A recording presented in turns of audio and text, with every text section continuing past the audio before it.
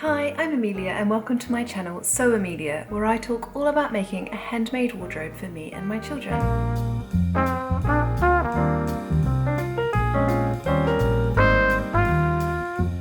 So for those of you who have been following me for a while, you know that I love to sew for my children. And this week I thought I would share a sew along that is a dress that I'm going to make for my daughter. This isn't one that was in the plans originally, but I've just been really inspired by watching the Sewing Bee, particularly their reuse and recycling week. And this is something I've done before. I have reused my husband's old shirts before to make her dresses, and I just felt inspired to do that again. There is always beautiful fabric available, but I think sometimes it's nice to use what we already have. So to that end, I'm going to bring you along with me as I sew a dress from one of my husband's old shirts. So I do hope you'll keep watching as I go through the process so you can see how I put the shirt together, and hopefully it will inspire you to perhaps use some old shirts you've got lying around to make something as well. So to start, I'm going to use the Bluebell sundress pattern. Now this is by Flora Child. I have wanted to use their patterns for such a long time. They are just so exquisite. They are beautiful little dresses for girls, and I'm very excited to make one. So the Bluebell sundress has a wide skirt that's gathered in with elastic under the arms, and it has a lovely little delicate bodice that is fully lined. So I think this looks like a pattern that I should be able to get out of my husband's shirt, although because my daughter is now 3, I may not be able to get the full width of the skirt. I may just need to work with what I've got. So we'll have to see how I get on with this one. So I have a couple of shirts to choose from. Often when my husband is finished with some garments, or if they're no longer wearable, he will ask me if I would like them for my sewing, and so these are a couple of shirts I've had for a little while in the back of my wardrobe waiting for the right project.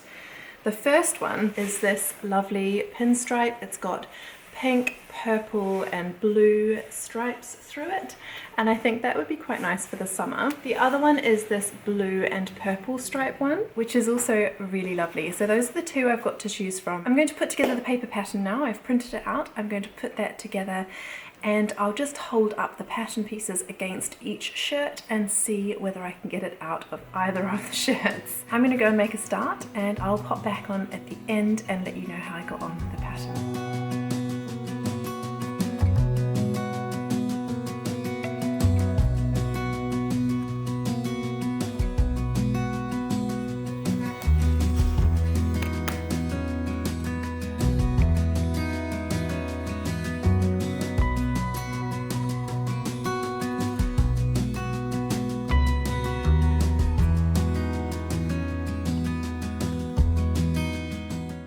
I'd just pop on and explain how I got all the pieces out of the shirt. So what I did with the back of the shirt was there were two lovely darts in here for shaping because it was a slim fit, but thankfully they hadn't cut the darts or trimmed them down in any way, so I was able to unpick those.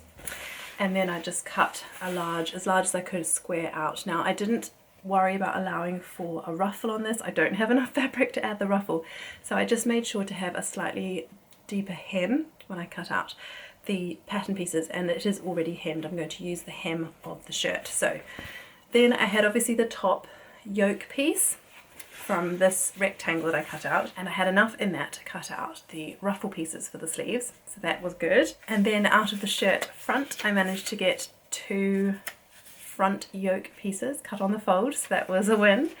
Now then what I did for the back was I'm going to make this with a button up back. So I just cut out the back yoke using the buttons that were already there. So if you were to make the button back, you would cut this piece with this little bit opened up. You wouldn't cut it on the fold, and then obviously use the extra fabric to make a button placket. I've already got a button placket which is perfectly usable, so I plan on using it. So I simply traced around this piece and then flipped it over like that and used the button placket already as the center line. So I've got that back yoke piece already.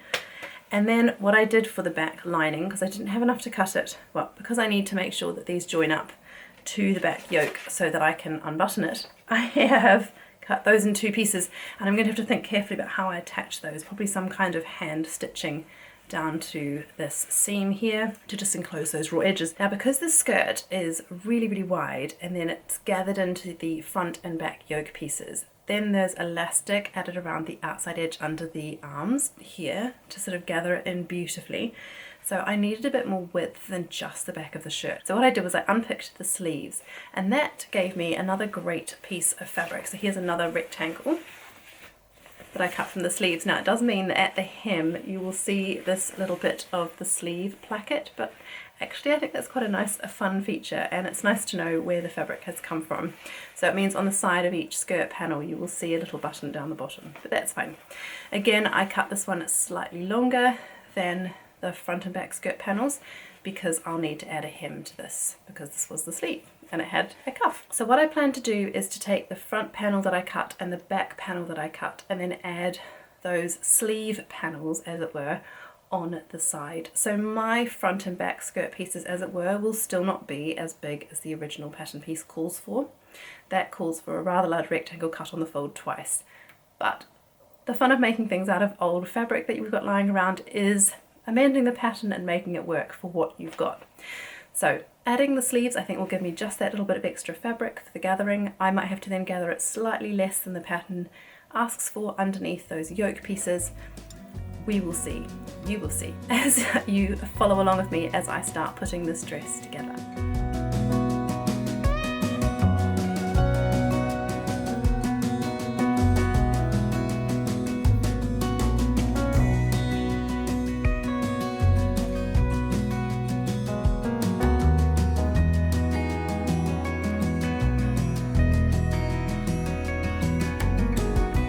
Hi, so I thought I'd pop on briefly and give you a little mid-project update. So I have put the ruffles on the bodice, and you will have seen I started sewing the neck together. Now, because I decided to use the placket, the button placket that was already on the dress, I will be adding an extra button in here, but because I decided to do that, it's just a bit tricky to get the lining, obviously, to attach. Now I've used every single inch of fabric in this shirt apart from the collar and the cuffs.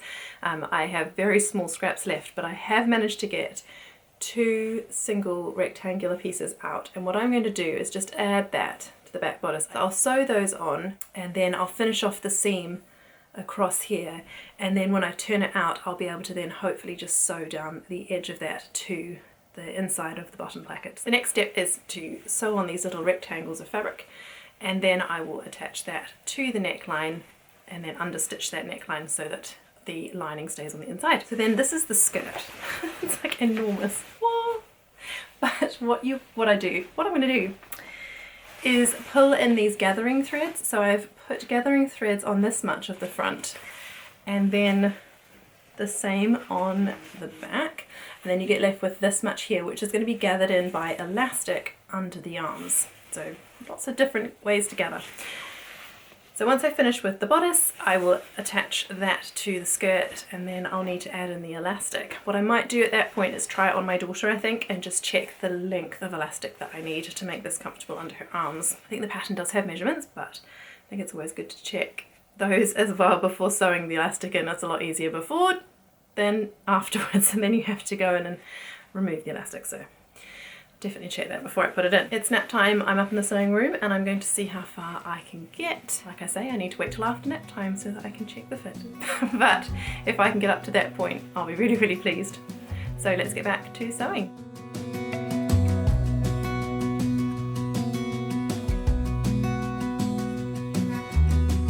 Right, scratch all that. I can't do that because if I finish off the lining that way, I cover up the bottom placket. Probably should have realised that. So, plan B.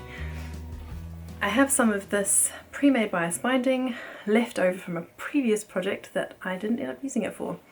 It's quite wide, but I think I can make it work, and I will bind the neckline, and then I will also bind these sleeve edges with the ruffle on, because obviously I don't want the raw edge being left, and once I turn the ruffle over you'll have the raw edge here. Hopefully it'll add a nice feature. I would love to use the same fabric for bias binding, but as I've said before, I don't have enough. This project is all about sort of flying by the seat of my pants, as it were, and just seeing if at the end I can have a wearable garment. So yes, if it's slightly different than the pattern intended, I guess that will be fine. Plan B or C, whatever number it will do, later. I'm going to go and see if I can attach this bias binding.